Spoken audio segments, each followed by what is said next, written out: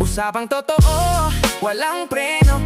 You under vlogcaster, real talk lang, walang plastikan. Magandang araw mga ka-Wonder! Welcome back sa ating YouTube channel, Wonder Vlogcaster po. Pag-usapan natin itong putok na balita mga ka-Wonder, no? Sinasabi lang kinakarma na raw itong mga Duterte. Alam natin matagal nang nangyayari sa kanila yan dahil nga sa sunod-sunod na mga bagay na pumapasok na sinasabing sila rin naman ang may gawa. No? So, etong balita mga ka-Wonder, nakalat kahapon pa, na ito raw si Nicholas Kaufman ay sinibak. Of course, sinibak ng kampo o ng nila Duterte, pamilya niya. Pero may mga sabi-sabi rin na ito raw ay kusa ng umalis, nag-withdraw. No? Para sa, of course, siguro, to save his face. Kasi nga naman, di kampanilyang abogado raw ito, kilala ito, matagal na dyan sa suki raw yan ng ICC, na may mga dinidepensahan, no? Patungkol dyan sa mga international crimes. Well, basahin natin itong balita mga ka-Wonder ng Inquirer. Hiramin natin itong column ng Inquirer. Sabi rito, Kaufman to step down as lead defense lawyer of Rodrigo Duterte in ICC. So, malinaw doon, no? Sabi doon, to step down. Pero yung to step down kasi infinitive. Hindi natin alam kung inutusan o siya o may order o siya ang nagdesisyon. Sabi ron, Nicholas Kaufman has decided, siya ang nag-decide, mga ka-Wonder, sabi rito, to step down as the head of legal team of former President Rodrigo Duterte in his crimes against humanity case in the International Court, ICC. But before he could formally leave the defense team, Kaufman would have to get the approval of the trial chamber.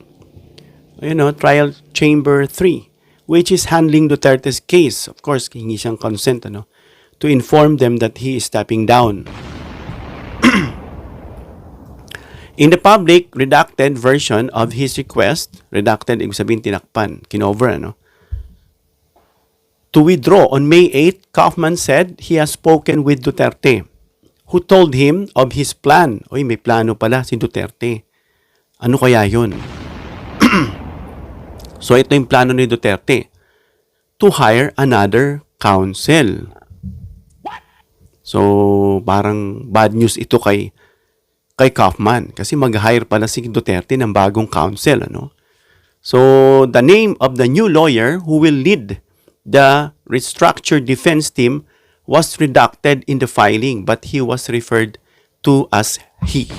Okay, so papalitan pala siya. Tinago lang for the meantime yung pangalan. At ito'y lalaki kasi yung pronoun used is he, He to. At ito ngang si Kaufman ay ito nag-submit siya, Part ng kanyang 3-page withdrawal request. Of course, yun na yun mga ka-Wonder. Alam na natin na hindi nga nagiging effective itong si Kaufman. Pero mukhang nagpayaman muna ito ng husto. Biruin mo, Ilang mahigit sa taon, 150 million per month, although package naman to kasi he is also paying his staff, yung mga manpower niya, yung mga kumikilos para sa kanya to, gather information, sources, outsourcing, kung ano-ano pa. So, yung mga babayarin. So, pero malaki pa rin talaga itong 150 million kada buwan. So, tumagal ng ganyan, bago nila na-realize, bago nila na-discern na kailangan na magpalit na talaga kasi matagal na marami na nagsasabi, na mukhang hindi naman mahusay itong si Kaufman. Sino ba itong si Kaufman? Alam natin na isa yung international lawyer, na humahawak mga ka-Wonder nga, gaya na sabi natin, ng malalaking kaso dyan sa ICC. Malalaki mga ka-Wonder, At siya nga yung piniling legal o lead counsel ni Duterte para ipagtanggol siya dyan sa kasong war on drugs niya. Crimes against humanity, kilala ito, si Kaufman, Maingay sa media to. So, yun kasi ang trend ng tao, Kung sino yung maingay, akala nila mahusay. Parang yung abogado rito sa atin, Ang ingay-ingay, akala nila mahusay. Lahat naman ng mga hinawakan niyang kaso kung hindi nakulong, na yun, nagpapapiansa. Walang kadala-dala. Sa tingin namin mga ka-wonder, no?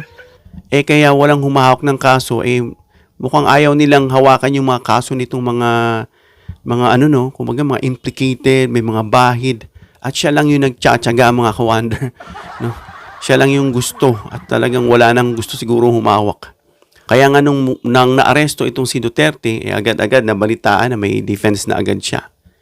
Pero sinasabi rito mga ka-wonder sa ulat na gusto raw ni Duterte na baguhin yung defense team niya. No, bago yung sinasabing proper trial. No? Kasi mga dahilan mga ka-wonder, itong approach ni Kaufman, mapapaisip ka rin talaga mga ka-wonder. No? Parang style ni Sara, na imbis na makipag-plea, diplomasya sila sa ICC, mga term na jailbreak, unconstitutional, kinidnap, yung kung ano-ano, no? Na talagang flare up nitong ICC na imbis na pagbigyan kayo o kahit man ang mahilot ng konti, lalo nang gigigil sa kanila, no?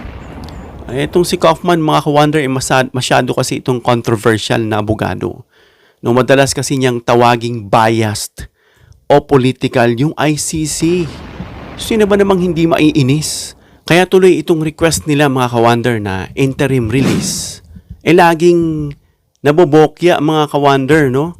Kasi nga, dun sa kanilang mga approach, lalo na to sa approach ni Kaufman, siguro sinasadya na itong mga ka-wonder, no? Kasi nga naman, parang ano lang yan parang mga karpintero, contractor.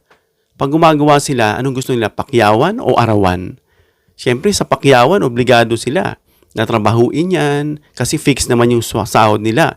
Pero yung arawan, maaari nilang yung i-delay at bagalan kasi bakit? The more na tumatagal, the more na makakakuha sila ng mas maraming bayad, mga ka-wonder. So, ganun siguro itong style ni Kaufman, no? Binabatikos niya itong ICC prosecution panel, ano? Na umano'y disinformation campaign daw.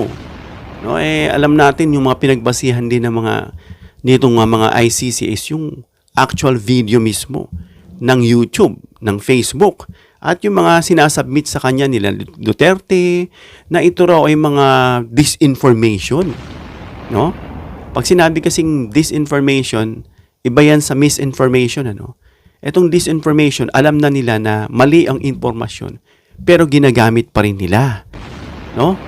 So, posible nga na nakita nga ng kampo ni Duterte na baka mas makasasama pa sa kanila to in the future. Kaya nga naisip ng kampo nila Duterte, no, na bago pumasok itong proper trial, maaring makasama pa sa kanila itong si Kaufman dahil sa approach nito mga ka-wonder. So, lumaalala ba mga ka-wonder sa tingin nyo yung sitwasyon ng kaso ni Duterte dahil dito sa estilo o sa mga pahayag ni Kaufman? So, hindi naging epektibo mga ka-wonder. Alam natin yung mga interim release na mga request nila. Ilang beses na yan, sinubukan. Papalaya itong si Duterte. No? Ano mga reasons ginagawa nila? Health reasons. Ginagamit nila. Pero nakikita naman ng ICC na nagsa-sandbagging, nagka-camouflage. Kumbaga parang sinasabi na not fit daw to face the trial. Mga ganun. Pero nakikita ng ICC, no? Kasi sinasabi rito nilang dahilan is mga health reasons, mga ka-wonder, no? At paulit-ulit itong hindi pinagbibigyan ng ICC. No? Baka na nawala ng kumpiyansa itong kampo ni Duterte na hoping na makakauwi pa yung tatay nila, mga ka-wonder. Kaya nga nasabi, naglagay na lang ng karton. Alam nyo, yung standee. Na kaya nga from there, nabansagan yan. Yung kaya kang gawing karton. Naalala ko yung isang concert na nagsasalita itong lead singer ng banda na ininsulto kasi niya ang Diyos. Nitong si Duterte, who is this God? Sabi niya, stupido raw. Biruin mo, sasabihin mo yung Diyos na lumikha lang sa yung wala kang katuturan na tao na binigyan ka ng pansin ng Diyos. Tapos sasabihin mong stupido out of your ignorance.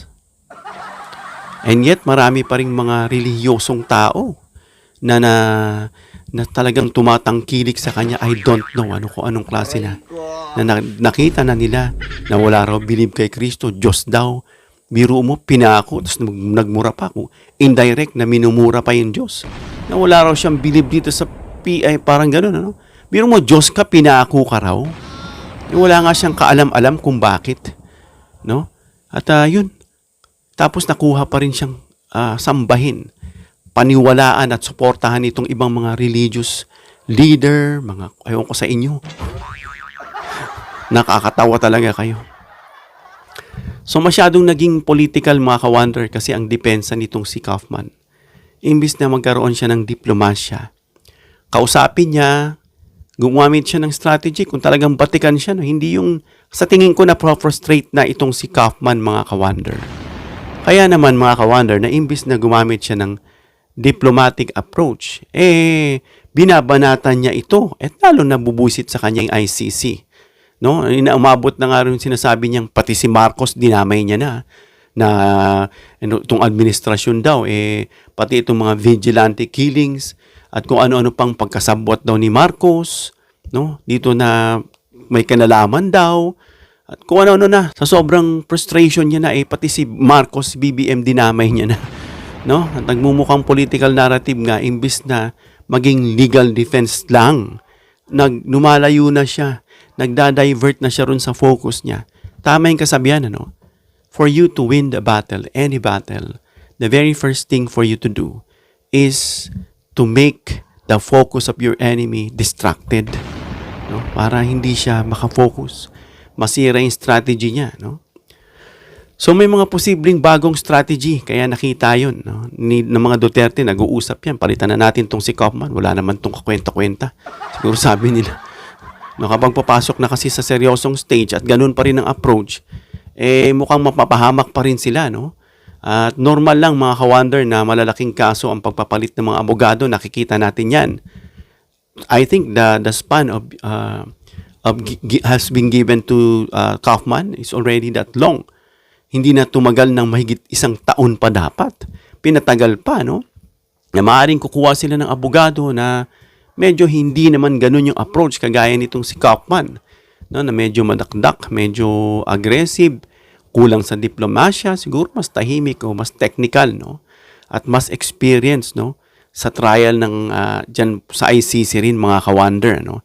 Naisip di ba si Roque, parang international court din daw yan, ICC rin daw yan. Pero hindi nila yan kinukuha dahil lalo sila dyan mapapahamak mga ka-wonder. So, yan, mga ka-wonder, at abangan natin kung sino itong bagong abogado na they refer to that person as he, lalaki, no? At sino kaya yan? Of course, international court din yan, international lawyer din yan, at may experience din yan sa pag-handle ng mga cases, international cases dyan sa ICC. No? At tignan natin yung approach niya.